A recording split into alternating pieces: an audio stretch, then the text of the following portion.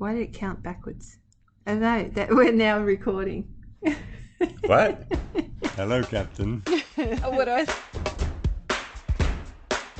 Come fly with me. Let's fly away.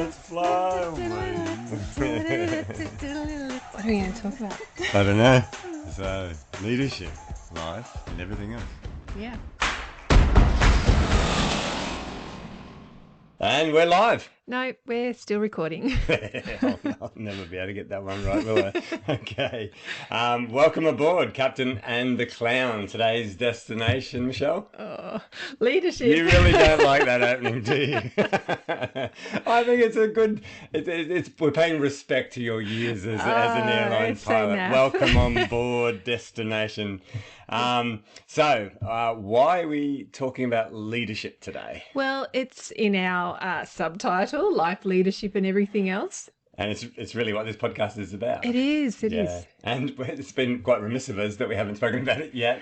That's right. We've got a few podcasts up and we haven't spoken about this topic. No, so it'd be great to really discuss and cement down what we think of leadership and what others think of leadership, and then see, whether they're the same, and possibly learn some new definitions of leadership along the way. Especially considering we're going to be talking to a lot of leaders and Yes. exploring the topic with them. But before we get into that topic, I just want to tell our listeners about this beautiful experience we both had up on the street just now. We were walking along and one of our listeners, we can call her a listener now because she told us she was listening to our podcast.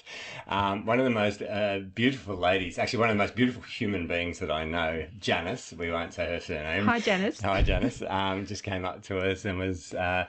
telling us about how much she enjoyed listening to our podcast at 2:00 in the morning. I know. Sorry about the lack of sleep. Yeah, but hopefully thank we you didn't so keep much you for your awake. feedback. She said that we didn't put her to sleep at 2:00 in the morning, so that meant something. But yeah, that was lovely. It was absolutely lovely to hear from her and to know that, I guess people are getting something out of our podcast. Yeah. Thank you again. And also, please, anyone who wants to give us any feedback, we don't mind. We take it on as feedback, not criticism or praise, although we do like the praise. But please reach out to us. Absolutely. All right, so today we're going to talk about leadership, and I want to start by talking about the difference between a leader and a manager. So one of the questions I ask my students, I always say, who would you prefer to work for, a leader or a manager? And instantly people put their hand up for leader. In fact, over 30 years of asking this question, 95% of people say, I prefer to work for a leader than a manager. And then I always ask them, why? Why did you say leader? And they inevitably say, they lead by example, or they've got knowledge and they inspire me. And they start to list off a whole lot of things. But one of the things that they say quite frequently is that they lead by example. And I challenge them, what is the example that they're leading by? And we're going to come back to that a little bit later on. But one of the things I want to share with our listeners is that when I say who would you prefer to work for, a leader or a manager, 95% of people say leader, so 5%, roughly about 5% say manager. And I ask them, why did you say manager? And inevitably it's because they had a manager who was a great leader. Yeah. So essentially it's 100%. 100% of people would prefer to work for a leader than a manager.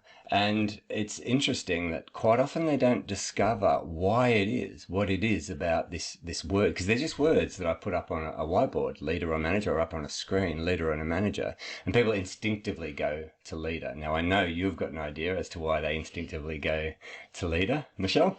Well, with leader, it's earned. So it's you want to follow, you are inspired, you want to be led by that particular person. Whereas a manager, it's a title, a position, potentially like seniority, where you're, because you know that topic, or you know that subject or work ethic, you've been there a long time, you've done your due, you then have been authority. You've been given that authority rather than earned it potentially. So when you're a manager, you've been given authority by the business, by your position. So if you're a team leader, a manager, a supervisor, any title that implies that you're in charge, the business has given you authority over others. Yes. But as you said, that if you're a leader, you have earned the authority to lead, because in order to be a leader, other people need to be following you. If no one's following you, you're just taking a walk. Absolutely. And the thing is, I like that actually.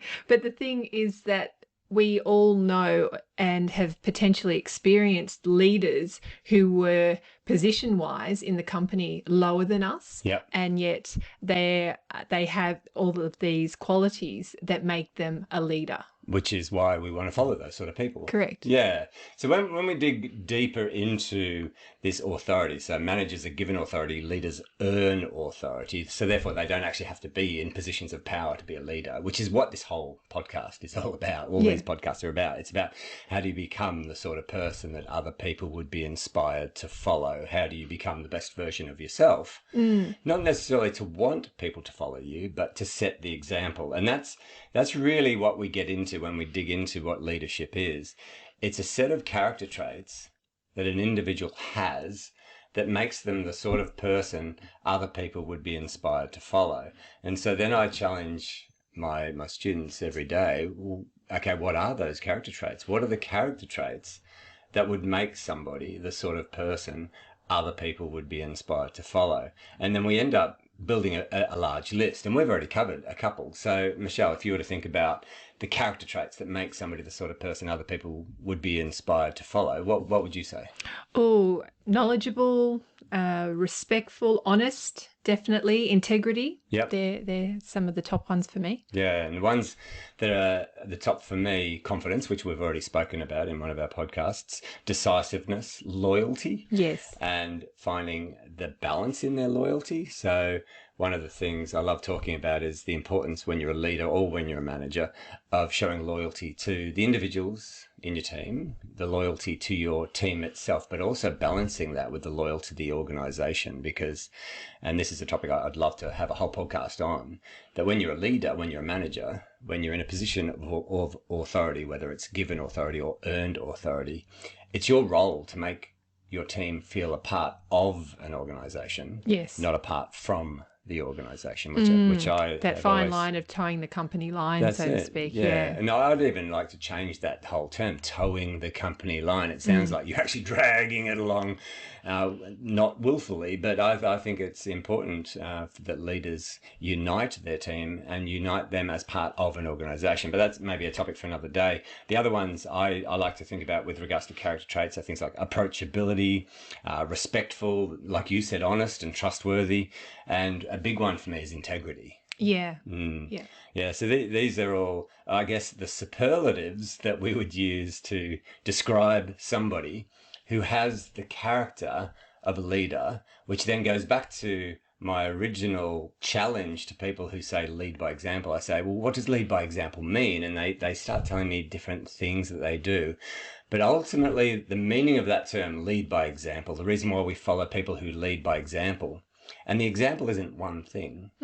It's their whole character. And the reason why you're following them is because you want to be like them. Yes. Yeah, it's not that you like them, that you want to be like them. Obviously, you do like them, but you want to be like them. And so we follow people who have character traits that we would like to have in ourselves. Yeah. Yeah. So I think that now lays the foundation for all of our podcasts coming up on leadership, and hopefully the ones that we've done in the past, that really what we're here to talk about is how do you become the sort of person other people are inspired by, other people want to follow because they want to become more like you.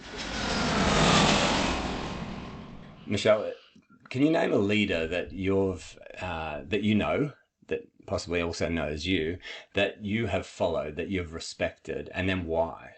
Yeah, so I've been fortunate that a lot of people I've worked with have had all of these characteristics that we mentioned, or most of them. And you surround yourself with these people, and they truly have inspired and also shaped the way I try to lead myself, or I lead myself, and not only in my professional life, but in my personal life. And one of them, and I know he listens to this, and he will possibly laugh, but my flying instructor who taught me to fly, Oliver Hoffman, he He inspired me because he was a higher grade than me instructor wise as a student, and then I became a junior grade 3 instructor. But he really held his ground, stuck by the rules almost to the point where a lot of colleagues would bend them slightly to make it easier, and he stuck to his ground even if it meant the flight couldn't go, you're going to go over time. So would you describe that as integrity? Absolutely, Yeah. yes. Integrity, very loyal, both to his students and to the company and to the sector. So flying is everything for him. He really he lives and breathes aviation, but he does it in such a way, he does completely maintain his integrity. It does grind against others. I have seen that, and it's funny. Oliver was actually my FO. It's in aviation, you never know who you're going to work for, who's going to work for you. So you be nice to everybody.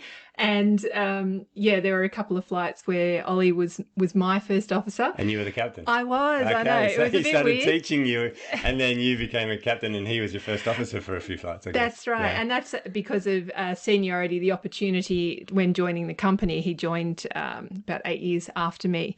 However, there was still a lot of his lessons and the things that made him an His inspiration. character. Yeah, Yeah. inspirational leader to me. Yeah. I tried to. He still displays those and will always be a leader to me. Yeah. But I really try and live up to that.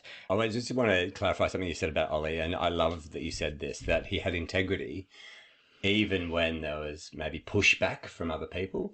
So he had the confidence to do the right thing, not the popular thing. Is that what you're saying? That's it, exactly. It's one of my favorite aspects of talking about leaders is when you see a leader like Ollie, and I haven't had the privilege of meeting him, and hopefully we can get him on this podcast, but you say that he's had integrity in situations where it would have been easier to do the popular thing, not the right thing. Correct. Oh, lovely. And yourself? Well, I thought about this, and I've been very lucky to be surrounded by quite a number of amazing leaders and characters. But the first two that come to mind, and I hope I get the opportunity to talk about the other leaders over time, but the first two that really come straight to my mind are both called Wayne. The first leader is Wayne Baker. So he might not necessarily describe himself as a leader, but he absolutely is. And why did Wayne inspire you? How did he inspire you? Well, I was in school. I was in year 7, and a school teacher stood up on assembly and said, would anyone like to try water polo? And being a sports nut, as you know, and ended up playing water polo for a long time, I went and saw Wayne after the assembly, and I enrolled in the water polo program at school. And he, luckily for me, lived just around the corner from me. He was quite a young teacher when we first met. Actually, on that, I met Wayne, and didn't he say you both started at the same time? We did, yes. We both started at the school at the same time, him being a teacher and myself being in year 7. And I took up water polo. He was my first water polo coach. And the many, many things I love about Wayne are his character. So he was really one of the first people that I've learnt from. He's got unconditional empathy and compassion for all human beings. He's somebody that hasn't judged a single human being that's walked this planet. In my personal opinion, I don't think he's ever judged anyone. I've never heard him judging anyone. He's so accepting of everyone. He's got this beautiful family. He's got 5 gorgeous kids, and he's just this rock. I see him as a rock, as a human being that if you spend time with, you will learn a lot from. Wayne has, I guess, every superlative that we read out before, and so I felt very privileged as a young man to have had him as a coach, as a mentor, and I now consider him a friend. I'm sure he'd be quite embarrassed me talking about him like this in a public forum, because he's also a very humble man. But he was the first person that came to mind when I was thinking about leaders, people who have got character traits that I'd like to have in myself. And I have mentioned this to him a couple of times, but I've modelled a lot of what I aspire to be off him. So he was the first leader that came to mind. The second one was another Wayne. This was another Wayne involved in my sport, water polo, Wayne Miranda. When I moved to Sydney, I actually had nowhere to live, so he offered the spare room in his house. And Wayne is a former professional rugby league. He played for Balmain Tigers. He was the most gifted sports person. But same as Wayne Baker, Wayne Miranda had a set of character traits that every superlative you could find in the dictionary in the thesaurus would describe him.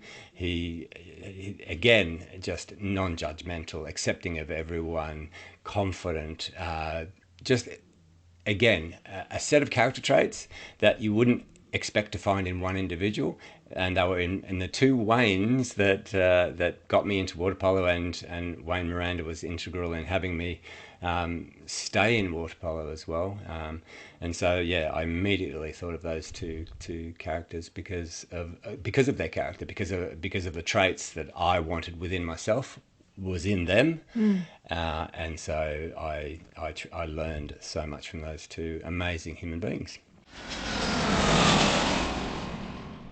Now, I asked you to think about leaders that you don't know, that wouldn't know you, but you know. So leaders who have been influential, and who came to mind? Richard Branson. I did meet him. And you flew for Virgin. I know. And I had all of his books before the interview. But Richard Branson, I did meet when I was... Oh, that's the studio dog, buddy. I met him on an overnight. The Sydney overnights were famous, that where he would come and he would shout the bar and so forth, and I got to say hello. He would not remember me, and I've held on to that, maybe 30-second meeting for a long time. But just the fact that he is willing to take chances, small risks, and just the way he inspires others, it's looking at a problem, finding a solution, but getting a community involved behind it. Yeah. So leading in that style. Yeah. And Sarah Blakely as well. So the fact that in 2012 she started Spanx, and it was a startup at home basically, and just her whole mantra and integrity of maintaining her business acumen. Acumen, sorry, not acronym. And I thought she was a crewman. No. and just the fact that she has, there have been opportunities for her, and I don't know her full story, but just what I've seen is that somebody who I am inspired by her leadership qualities. Again, the community feel. So she doesn't take the glory. Same with Richard Branson and other leaders. So humble. Yeah, very humble. And they praise their team, but they themselves take the blame when something goes wrong. And I really, really admire that. Actually, a friend of ours who we hope to have on here, he tends to lead, and we see that, he definitely pushes others. He leads from the back of the pack. Brett. So like Mandela said, you lead from the back when there's success, you lead from the front when there's danger. Correct. And I see Brett doing that quite often. Well, physically we'll get him on the doing podcast. that. We'll get him on the podcast. I love that two of the leaders that you've thought of are both risk takers. Yes. Coming from somebody who took many risks, not learning to fly, but building up her hours, like all of the island hopping that we spoke about in the very first episode. I like the fact that you look at risk takers as being leaders, because without risk takers, nothing would change, would it? No, you've got to push the boundaries a little, but calculated risks. Calculated risks, of course. Every risk that Richard Branson has taken, I've read his books twice, actually. I loved reading his books, so I never had the privilege to meet him like you did, and you flew for him, so it was brilliant that you got to meet him. But the fact that he took risks, that he owned who he was, he knew his limitations, he knew his strengths, and he worked to his strengths. And how about yourself? First person that came to mind was a sports person, Michael Jordan. I grew up idolising Michael Jordan, just because of his competitiveness, his drive to succeed, and I certainly wanted that within myself. And I don't know if you know this, but I've stood about 4 meters from him. We're at the Olympics in Barcelona, and we just got our accreditation passes to walk into the village. And then all these photographers came running in, and I thought, oh, they're going to take a photograph. How good's this? We're all puffing up our chests, and then more photographers ran in, and then all these other people ran in, and they weren't even looking at us. And then in walks the dream team. So Michael Jordan, Magic Johnson, Larry Bird, Clyde Drexler, Patrick Ewing, all of the stars that I grew up idolising had just walked into the room. So I didn't get to meet Michael Jordan, but one of the things I love about Michael Jordan and the character of this man is that his failures have been his learning. So when he's interviewed, he always pushes it back to how he learned from his failures. And I think his relationship to failure, I think we spoke about this in another podcast, and I'm going to repeat myself because I really do idolise Michael Jordan and his competitiveness. So he was the first one that came to mind. The second one is Nelson Mandela, who we just mentioned. The whole, you lead from the front when there's danger, you lead from the back when there's success. And so in the corporate world, I've said this to many, many leaders, that you want to be standing at the front when there's danger. So in other words, if there's failure, you take responsibility for that failure and you own it on behalf of the team, which is going to make your team feel safe. But when there's success, you stand at the back and you let your team take the spotlight, because ultimately it's the team that put in the effort. So Nelson Mandela, also just the fact that his character remained strong through all of the adversity that he went through. He was always able to hold his character true and his empathy for his fellow man. Maintained his integrity, even though it wasn't the popular vote. Exactly.